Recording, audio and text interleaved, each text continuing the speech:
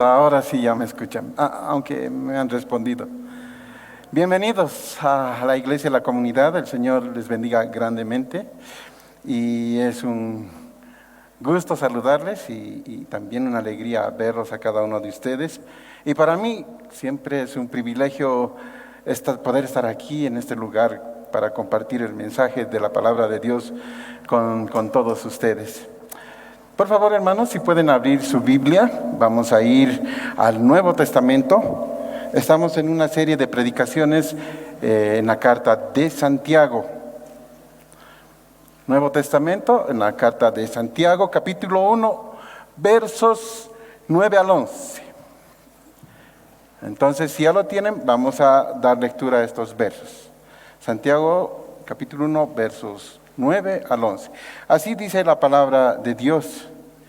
El hermano que es humilde, de humilde condición, gloríese en su exaltación, pero el que es rico en su humillación, porque él pasará como la flor de la hierba, porque cuando sale el sol con calor abrasador, la hierba se seca, su flor se cae y perece su hermosa apariencia. Así también se marchitará el rico en todas sus empresas. Antes vamos a orar, vamos a dejar este tiempo en las manos del Señor.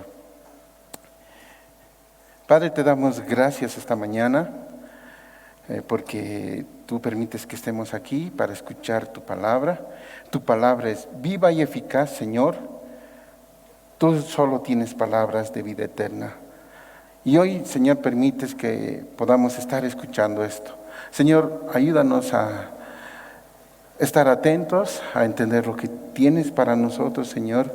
Te pedimos tu guía, Señor, te rogamos que el Espíritu Santo esté con nosotros, iluminando, Señor, nuestras mentes, que podamos nosotros, Señor, entender lo que tienes para nosotros. Gracias, Señor, por este tiempo que tenemos y siempre alabamos tu nombre porque has hecho una obra grande en cada uno de nosotros. Señor, has venido hasta este lugar para morir por nosotros y dar tu vida, Señor.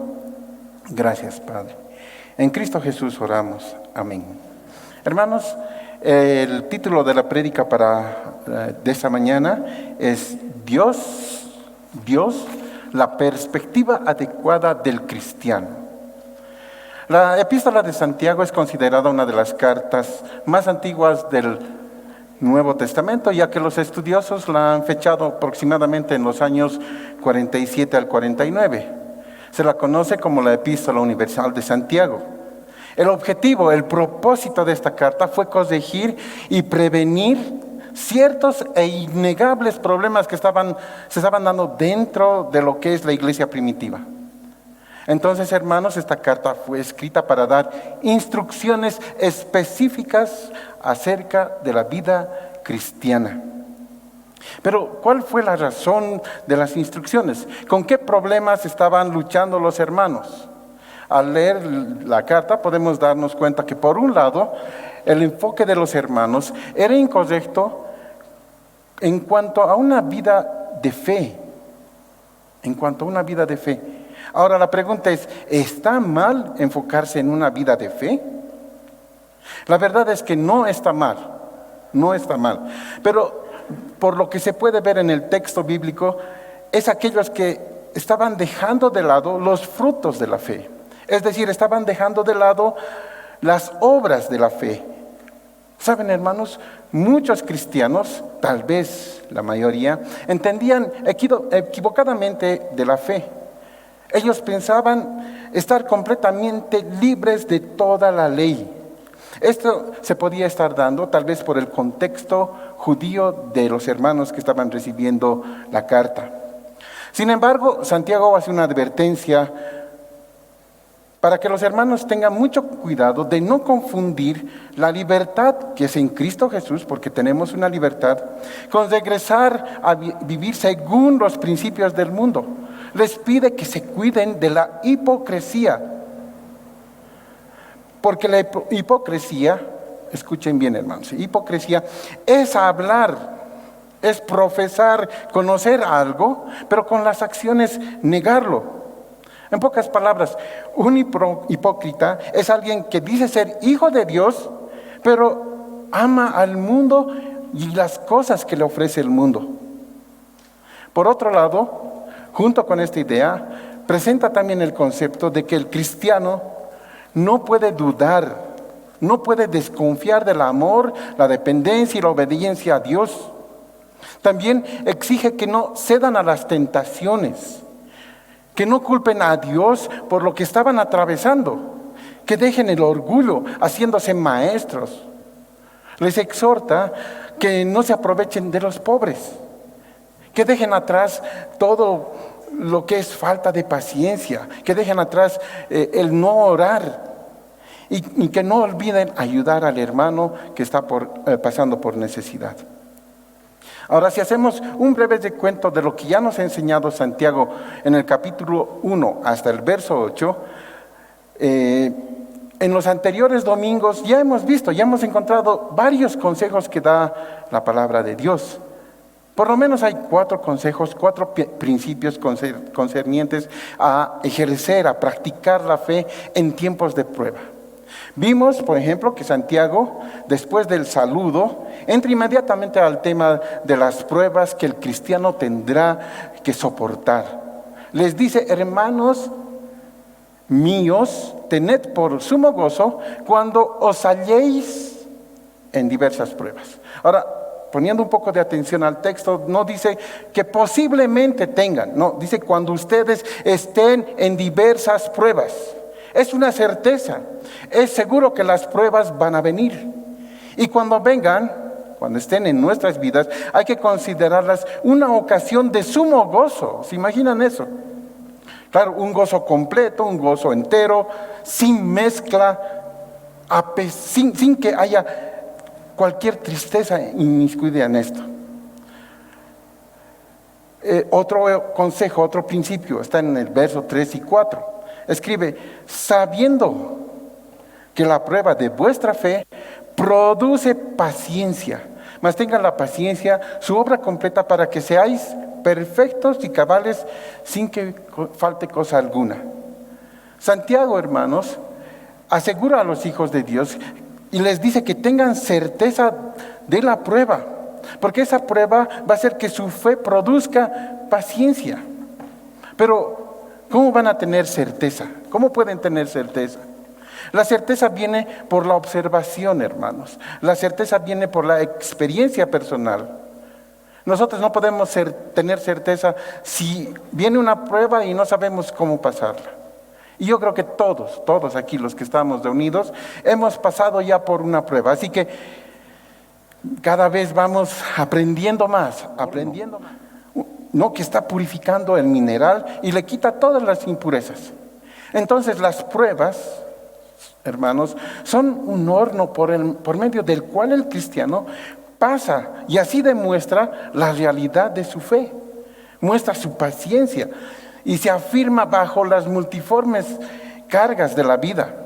Otro consejo, otro principio está en el verso 5 y 7. Dice: si alguno de vosotros tiene falta de sabiduría, pídala a Dios, ¿no? Él les va a dar abundantemente, sin reproche. El consejo es claro, ¿sí? Si tienen problemas, si hay pruebas, si están en dolor, mediten en la filosofía. ¿Dice eso? No, no dice eso. Consulten a los sabios. Tampoco dice eso. Dice: el creyente pida sabiduría a Dios. Pida sabiduría. Pero ¿qué significa esto de pedir sabiduría? La realidad de los cristianos es que tenemos una visión limitada, corta, restringida, condicionada de la experiencia de vida. Es por esa razón que nosotros no podemos ver lo que Dios está haciendo en nuestras vidas por medio de una prueba, hasta que ese problema está resuelto. Y saben, hermanos, debemos pedir sabiduría para que nos permita ver lo que Él está haciendo y para que nosotros podamos tener paciencia y podamos soportar la prueba. Y aunque en esos momentos no entendemos por qué pasamos prueba, debemos pedirle al Señor que nos muestre, que tengamos sabiduría para entender lo que está sucediendo. Y el último consejo, el último principio está en el verso 8. Dice, el hombre de doble ánimo es inconstante en todos sus caminos. Inconstante. Santiago da este principio para el cristiano. Un hombre, una mujer creyente no debe ser de doble ánimo. Pero ¿cómo es un cristiano de doble ánimo? Un hombre, una mujer de doble ánimo es aquel que confía en Dios, es cierto, ¿no? Le obedece, también es cierto. Pero eso es parte del tiempo nada más. No es consistente, no es constante en confiar en Dios y en obedecerle. Una persona de doble ánimo es una que tiene una opinión, su lealtad dividida. En realidad no sabe lo que quiere. Y Santiago nos aconseja, ¿sí? Nos dice que tengamos cuidado de no ser de doble ánimo. Y es ahí donde entran los versos 9 y 11 que tenemos que estudiar esta mañana, ¿sí? Y estos versículos, hermanos, también tienen principios y consejos para los creyentes. Tiene una enseñanza para los hermanos del primer siglo y también tiene enseñanzas para el hombre y la mujer de hoy, para el creyente de nuestro tiempo. Ahora, veamos cuál es esa enseñanza, cuáles son esos principios, cuál es ese consejo que da Santiago. En primer lugar, Santiago da un consejo y dice, el cristiano de condición humilde, alégrese en Dios. Dios es su alegría. Verso 9 dice así, el hermano que es de humilde condición, gloríese en su exaltación. Ahora, ya hemos visto que Santiago entra a hacer la consideración de algo particular, porque antes estaba hablando de las pruebas en general, de todas las pruebas, pero ahora comienza a hablar de dos pruebas importantes: la prueba de la pobreza y la prueba de la riqueza. Para comenzar a estudiar esto, quiero que pensemos en estos 3 versículos que hemos dado lectura. ¿A quién le está hablando? ¿A quién le está escribiendo Santiago? ¿A quién le está hablando? ¿A quién se dirige? Vean sus textos. ¿A quién se dirige? El verso 9 nos responde esto, ¿no? Dice que está hablando ¿a quién? A los hermanos, ¿sí? Está hablando a creyentes. Y repite este término hermano con el fin de destacar, ¿cierto? Con el fin de mostrar que hay un vínculo común, un compañerismo que une a ricos y pobres en una comunión cristiana perfecta. Hermanos, no debemos permitir que ni la pobreza ni la riqueza dañen, arruinen esta relación tan especial que hay entre hermanos. Porque la realidad muestra eso, ¿no? La palabra hermano muestra una realidad, que tenemos un mismo Padre Celestial. Eso es lo que nos está mostrando. Ahora, quiero compartirles algo que estoy aprendiendo desde hace varios años atrás. El Señor me ha permitido servirle, ¿cierto? En ESI, en Equipando Siervos. Así que por este ministerio tengo que viajar y visitar a muchos hermanos, a varios países. ¿Cuál es la función? Es ir y apoyar en su crecimiento en el estudio de la palabra. ¿Saben? Al principio no sabía qué cosas iba a encontrar en mis viajes, no conocía nada. Y cuando llegué a Colombia, y es el lugar donde más estoy pasando tiempo, yo visité sus casas, visité sus reuniones con jóvenes, ¿no? Y el domingo prediqué en sus iglesias, visité los grupos ESI. Y cuando tenía tiempo libre, me reunía con los pastores de esos lugares y también con los hermanos, ¿no? Y saben, nosotros podíamos charlar de cualquier cosa, ¿sí? Parecía que nos hubiésemos conocido desde siempre, ¿cierto? Hablábamos del Señor, hablábamos de su evangelio, de las cosas que pasaban, hablábamos de sus realidades y de todo. Y cuando yo iba el domingo a predicar a su iglesia, los hermanos estaban cantando, estaban adorando, estaban en el culto. Y saben, me sentía como si estuviera aquí, en este lugar. Yo estaba en un lugar lejos, no era mío, era una ciudad inmensa. Y con hermanos que tal vez no conozco, pero veía algo especial. Había una hermandad especial en Cristo Jesús. Y podemos tener esa hermandad, podemos ser hermanos y tener comunión porque tenemos un mismo Padre, estamos en una misma familia, somos de un mismo cuerpo. Eduardo nos compartió la anterior vez que somos una comunidad para ayudarnos, para estar juntos, para crecer. Entonces, hermanos, el verso 9 de este capítulo 1 que estamos viendo habla a los hermanos. ¿Qué les dice a sus hermanos? Vean su texto. ¿Qué les dice? Les dice que son de humilde condición. Saben, tal vez él no quería decirles pobres, ¿no? Así que tiene que utilizar humilde condición. ¿Qué significa estas palabras? Estas palabras se refieren a humildes, a los de escasos recursos. Y también se podía utilizar esta palabra a aquellos que estaban oprimidos, a aquellos que eran débiles.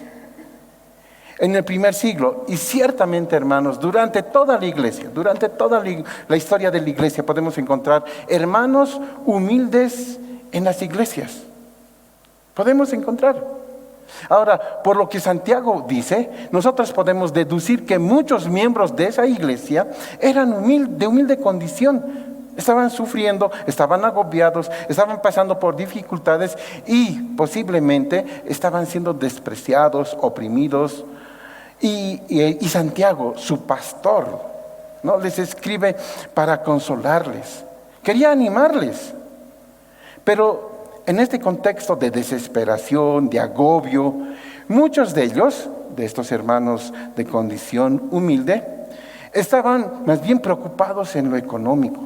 Estaban preocupados por las riquezas y por obtener cosas materiales, en lugar de estar preocupándose por las cosas espirituales. Entonces, ahora sabemos que Santiago se refiere a los hermanos de humilde condición. Es cierto que sufrían, pero que a la vez estaban poniendo su esperanza, ¿dónde? ¿Dónde ponían su esperanza? En lo económico, en lo material, en las riquezas. Con toda razón, Santiago dijo en el verso 8, el hombre de doble ánimo es inconstante en todos sus caminos. Son inconstantes. ¿Cómo les dice? Les dice que son hombres de doble ánimo. Y ellos eran personas que miraban a uno y a otro lado. Miraban en dos direcciones. Santiago utiliza la expresión de doble ánimo para referirse que tenían dos almas, dos mentes. Es decir, eran personas que estaban más preocupadas por sí mismas que por las cosas de Dios. Eran personas indecisas a la hora de tomar decisiones. No sabían qué hacer, no acudían a Dios. Eran personas volubles, confusas, fluctuantes. No alzaban los ojos al cielo, no ponían su mirada en el lugar especial. ¿Cierto? En pocas palabras, por el contexto dice que no eran sabios. Esas personas eran inestables en sus caminos. ¿Por qué? Porque estaban poniendo su confianza en el dinero. No eran sabios, no podían ser sabios. Ahora, si ponemos atención a la iglesia en este tiempo, tal vez podemos percibir, podemos darnos cuenta que hay muchos hermanos de condición humilde que están viviendo de la misma forma, que están desanimados, deprimidos, que están con carencia, es cierto, porque no todos tienen para sus necesidades, para cubrir sus necesidades. Hay tantos hermanos que son de humilde condición, que viven con lo que ganan el mismo día y muchas veces no les alcanza.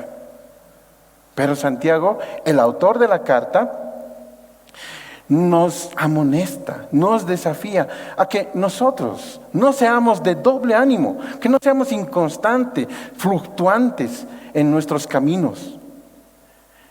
¿Qué pide Santiago? ¿Qué quiere Santiago?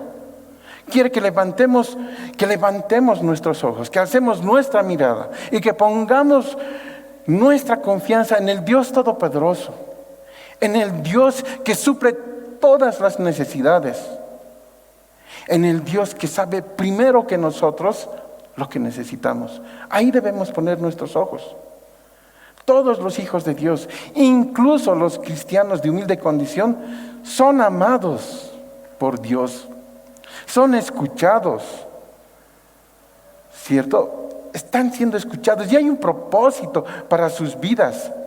Y esto es lo que dice el verso en su palabra, el verso 9. Dice, lean conmigo por favor el verso 9. Dice, el hermano que es de humilde condición, ¿qué dice? Sí, gloríese en su exaltación. Los hermanos de humilde condición tenemos el deber de gloriarnos, ¿cierto? Tenemos el deber de alegrarnos en nuestra exaltación.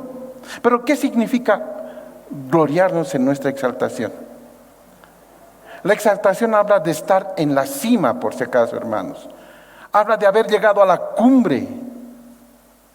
Esto nos habla de un contraste tremendo, de estar abajo, de estar muertos en delitos y pecados, de estar en la oscuridad, de estar en una posición que no teníamos nada. Ahora estamos siendo exaltados a algo privilegiado, algo que nosotros no podemos comprender, pero sí hemos sido exaltados. Hay una realidad mayor que el dinero, hermanos. Hay una realidad más grande. Es una realidad eterna, es una realidad permanente.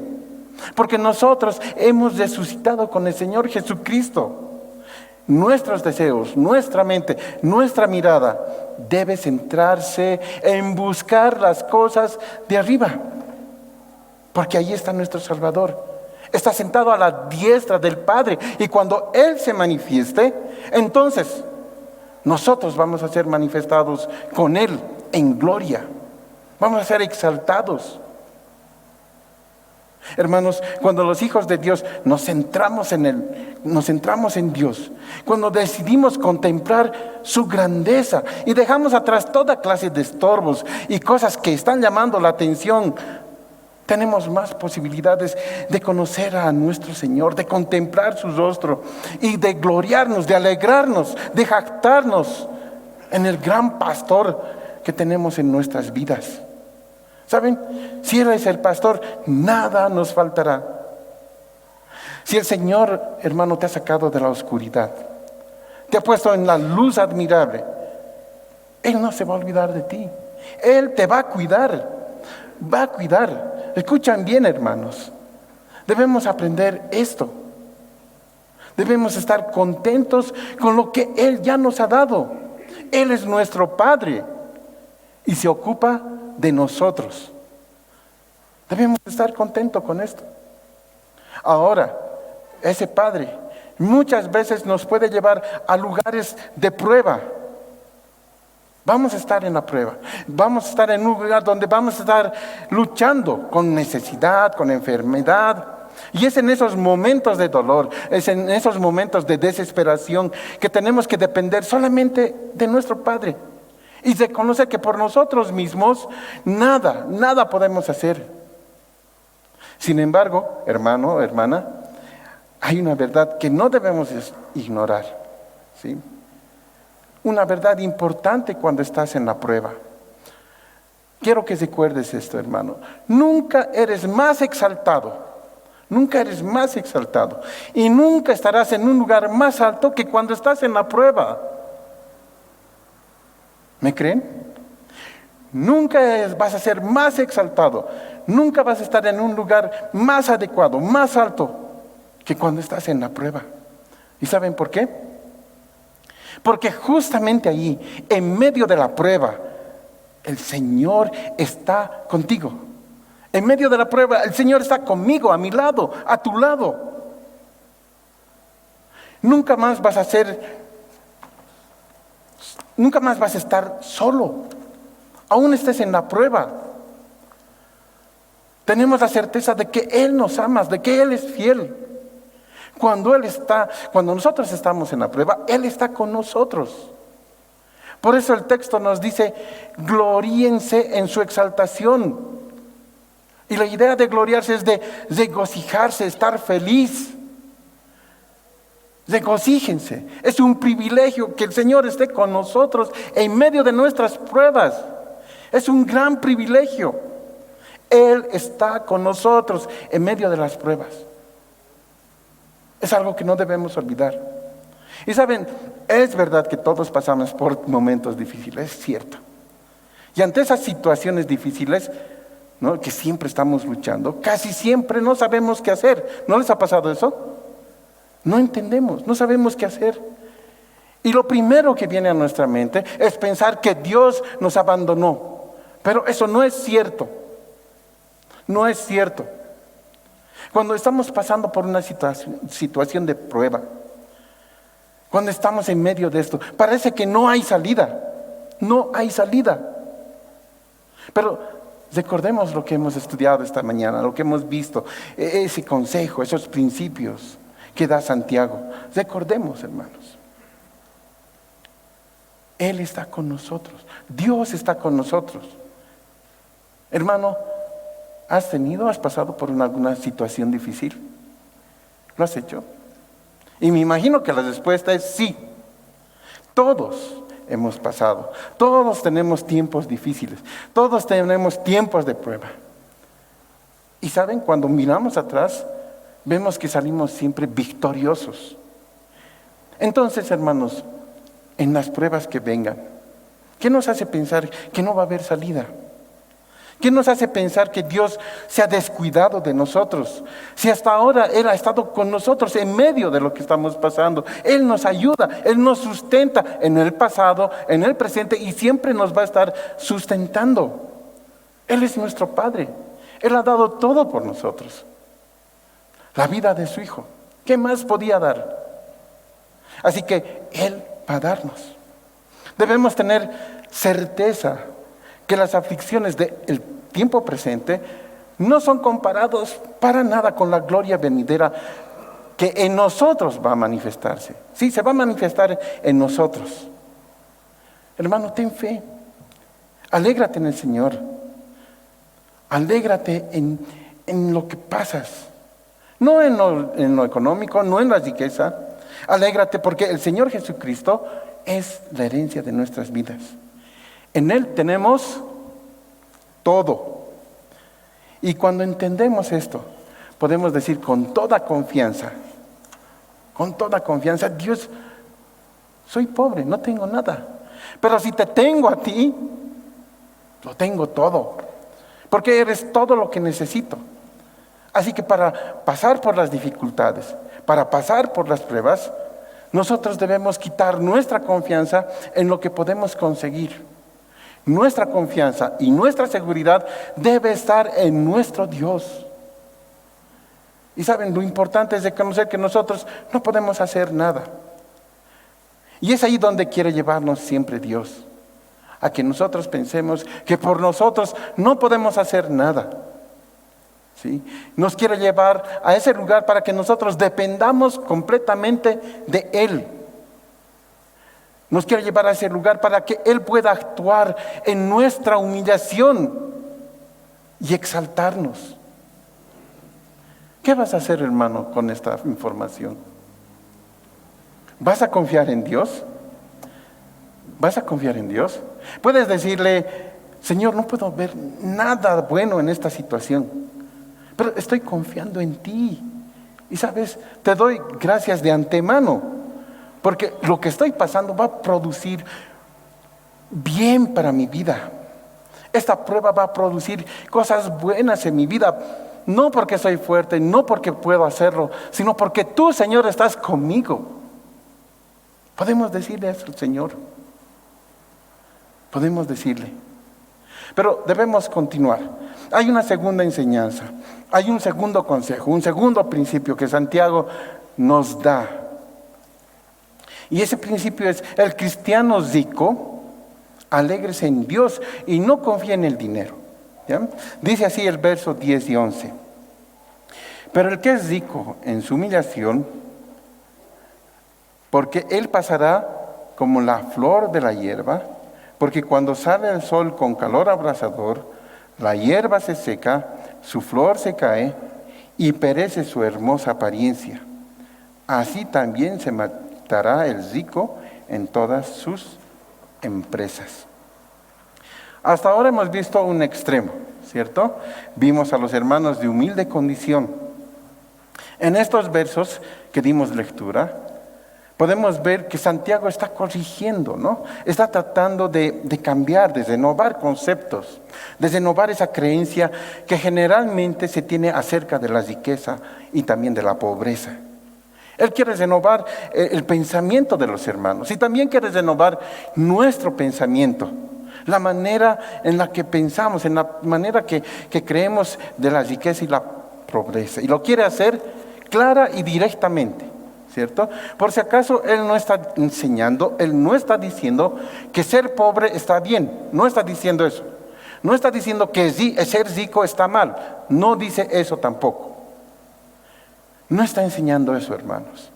Lo que Santiago está explicando es que ambas posiciones son circunstancias, son oportunidades para que la gloria de Dios repose en nuestras vidas, que se haga manifiesta en nuestras vidas, que se haga manifiesta en los hermanos del primer siglo y también en los creyentes de este tiempo. Eso es lo que quiere Santiago. En este caso, ahora nos toca hablar de los hermanos ricos.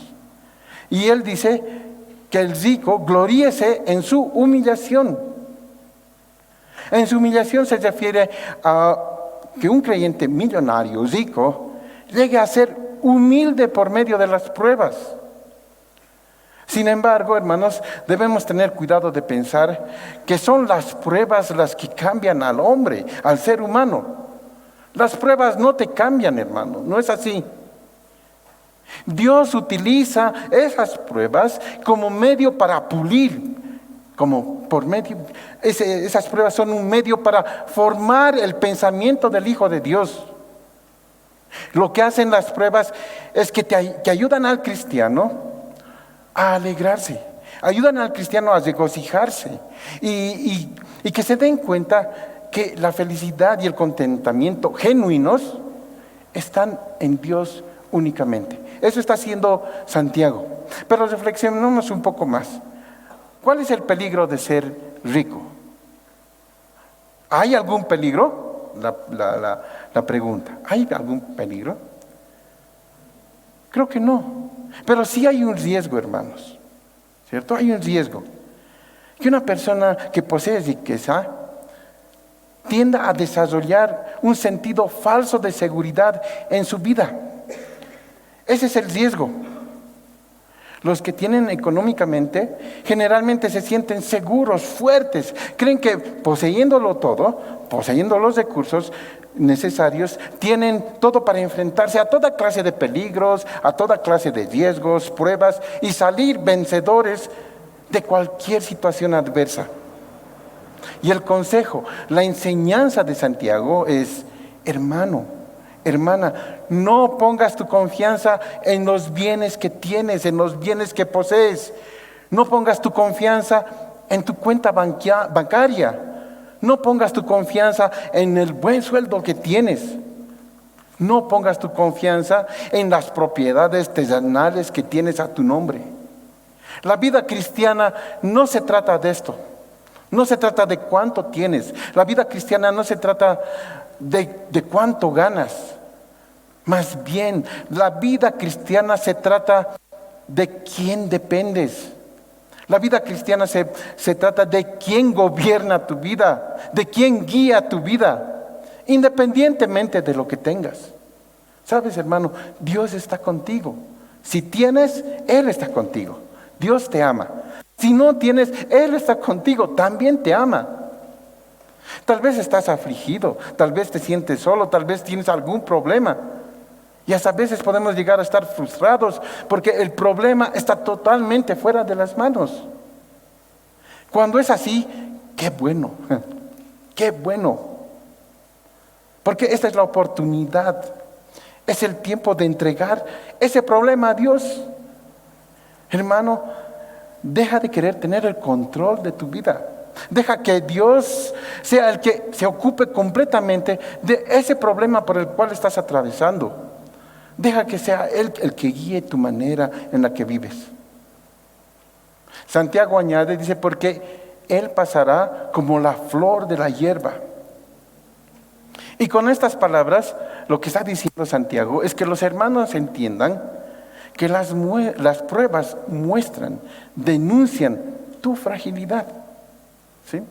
Eso quiere que entiendan. Quiere que entiendan que aunque en esta vida ellos están cómodos, tienen de todo, eso es temporal. El hermano rico no debe gloriarse en sus posesiones, debe gloriarse en su humillación. Porque las pruebas van a venir, seguramente van a venir. Tengas o no tengas, van a venir. Las pruebas, hermanos, no discriminan, no excluyen a nadie. En esos momentos de prueba es donde tienen que gloriarse. En esos momentos de prueba es donde tienen que estar alegres, regocijarse. No en lo que tienen, sino en la gracia de Dios. Porque la gracia de Dios es la fuente de todo gozo. Todos, tanto humildes de condición y los ricos, debemos poner nuestros ojos en lo eterno. Nuestra mirada debe estar en lo eterno. Nuestra mirada debe estar en el Señor Jesucristo. Quiero hacerles una pregunta. No sé si conocen a hermanos que económicamente tienen todas las posibilidades, pero que por algún motivo no pueden alcanzar lo que se proponen. ¿Conocen a algunos? Que tienen todo, pero que no pueden alcanzar lo que se proponen. ¿Conocen a alguien así? Bueno, tal vez haya alguno de ellos. Hermano, cuando no logran alcanzar lo que se proponen, se sienten tristes, se sienten frustrados, desilusionados. Y eso es porque ellos tienen, pero no pueden. Así que están tristes. Pero, hermanos, ustedes conocen a algún hermano que tiene y lo ha conseguido todo lo que él pueda pensar. Todo, porque tiene dinero, lo ha conseguido todo. Pero se siente triste, frustrado y desilusionado. ¿Conocen a alguien así? No. Creo que en ese caso no se puede encontrar a nadie en este tiempo. Sin embargo, en la Biblia sí encontramos un ejemplo de esto. ¿Ya? Salomón, ¿recuerdan? ¿Sí? Él pidió sabiduría a Dios. Él pidió y Él le concedió. Al principio usó esa sabiduría para hacer lo bueno, ¿cierto? Para hacer el bien. Pero al transcurrir el tiempo, Él trató de encontrar ese sentido, ese significado de la vida en todas las cosas que este mundo ofrece. ¿Sí? Buscó, ¿dónde? En el trabajo. Buscó también en los placeres, en los deleites, en las riquezas. Buscó en la diversión, buscó en la fama. ¿Y saben cómo terminó, hermanos, Salomón? Terminó profundamente enojado y vacío. ¿Sí? No porque no pudo alcanzar todas esas cosas. Si nosotros damos lectura al texto bíblico, nos vamos a dar cuenta que él hizo cosas maravillosas. ¿No? Pero estaba enojado y vacío porque después de tener todas las cosas en abundancia, él se dio cuenta que todo era vanidad, que todo era aflicción de espíritu, que no servía para nada. Hermanos, ninguna cosa que se encuentre de los límites de esta vida terrenal puede proveernos satisfacción plena y permanente. Todas las cosas materiales que tú y yo podemos tener, cualquiera de esas cosas, el texto bíblico dice que se va a marchitar. No debemos poner nuestra confianza, nuestra esperanza en esto. La vida del hombre es más de lo que tiene. La vida del hombre es mucho más que eso. Porque todo se va a acabar. Los bienes materiales, la riqueza, todo es temporal. Todo, hermanos. Y para mostrar esa fragilidad de las posesiones que uno tiene, Santiago dice así en el verso 11. Den lectura conmigo. Dice, porque cuando sale el sol con calor abrasador, la hierba se seca, su flor se cae y perece su hermosa apariencia. Así también se marchitará el rico en todas sus empresas. Ahora, cuando él está hablando de esto, él está utilizando un cuadro muy gráfico, ¿sí? Algo familiar para los hermanos. Si en nuestro contexto, ¿ya? De la paz estoy hablando, nos hablan de gran poder, yo sé que ustedes ya saben lo que es. ¿cierto? Todo lo que conlleva esto. Es igual cuando Santiago habla a los hermanos del sol abrasador que la hierba se seca. Ellos conocían, ellos sabían. Había un viento abrasador, usualmente comenzaba con la salida del sol.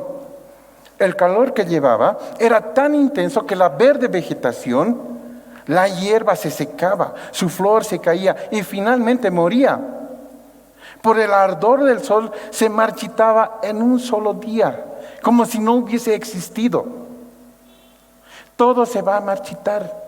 La riqueza de este mundo no va a durar. Pero en la palabra de Dios, en Isaías, anoten este texto, Isaías 47 y 8, dice así: la hierba se seca y la flor se marchita, porque el viento de Jehová sopló en ella. Ciertamente la hierba es el pueblo, sécase la hierba, marchítese la flor, mas la palabra del Dios nuestro permanece para siempre. ¿Qué permanece para siempre, hermanos? Sí, permanece para siempre la palabra de Dios. La palabra de Dios.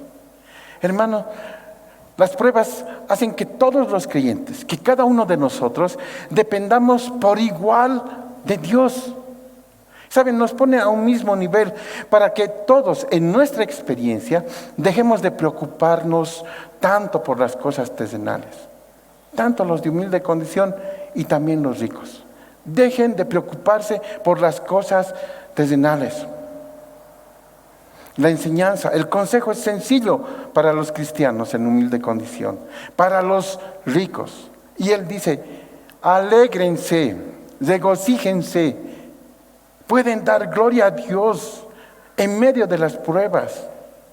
En medio de las pruebas Él está con ustedes. Alégrense, alégrense. Dios ama tanto a sus hijos que nos ha enviado a su Hijo, el Señor Jesucristo, a morir por nosotros en una cruz. ¿Qué más necesitamos, hermanos? ¿Qué más necesitamos? Y saben, esa es la perspectiva adecuada del Hijo de Dios. Esa es la perspectiva adecuada del cristiano. Dios y su plenitud. Debemos verlo a Él constantemente. Así que, hermano, hermana, no te afanes por hacerte rico, más bien sé prudente. Hermano, hermana, no pongas tu confianza en lo económico. Desiste de poner tus ojos en la riqueza. ¿Saben, hermanos? En vez de tratar de invertir en las cosas terrenales, nosotros debemos invertir en nuestra vida.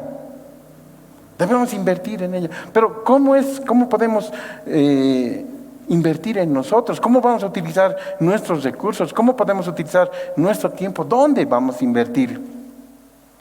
La respuesta es: vamos a poner nuestro tiempo, vamos a poner de todos nuestros recursos en las cosas eternas.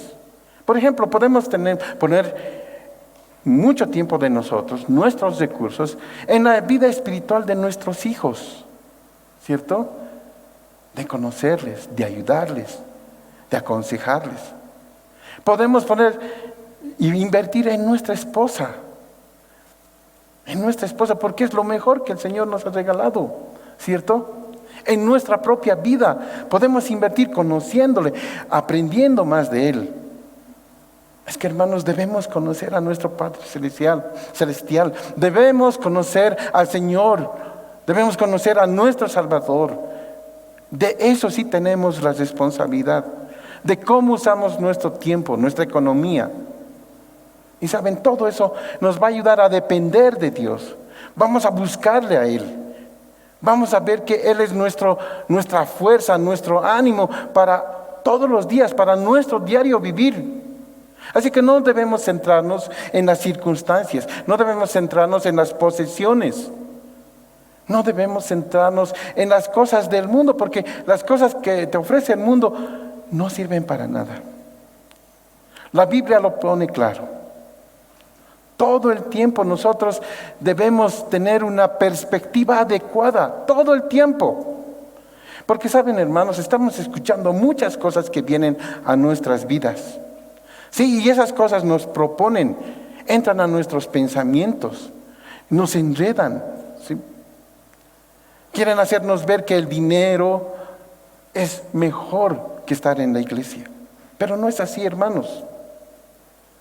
Porque nosotros podemos ir a la fuente, a la palabra de Dios, para conocer a Dios, a nuestro Salvador, y alegrarnos en Él.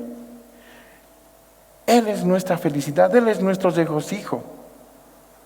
Así que, querido hermano, querida hermana, el consejo de esta mañana es que nosotros pongamos los ojos en el Señor, en aquel que es bueno, que cada mañana renueva sus misericordias constantemente en nosotros.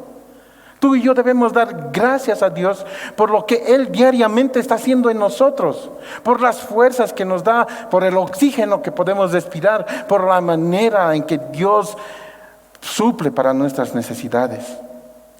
Podemos hacerlo y debemos hacerlo. Ese es el consejo de Santiago, hermanos. Vamos a ponernos en pie, vamos a orar.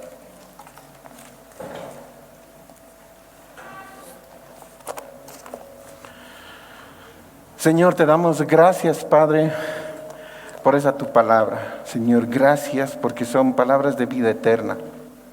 Señor, ayúdanos, Padre, porque nosotros queremos depender de ti. Reconocemos, Señor, que cuando viene la prueba, cuando viene el dolor, Señor, nos desesperamos, no sabemos qué hacer, nos sentimos impotentes. Pero, Padre, tú nos has mostrado la perspectiva adecuada para un hijo de Dios, para un cristiano. Señor, ayúdanos, no permitas, Señor, que nos desviemos, que nos centremos en las cosas de este mundo. Ayúdanos, Señor, a que nosotros podamos constantemente buscarte a ti y solo a ti, que eres la fuente de todos nuestros recursos. Gracias, Padre. Gracias esta mañana por tenernos aquí reunidos en la iglesia y la comunidad. En Cristo Jesús oramos. Amén. Amén. Buen día, hermanos.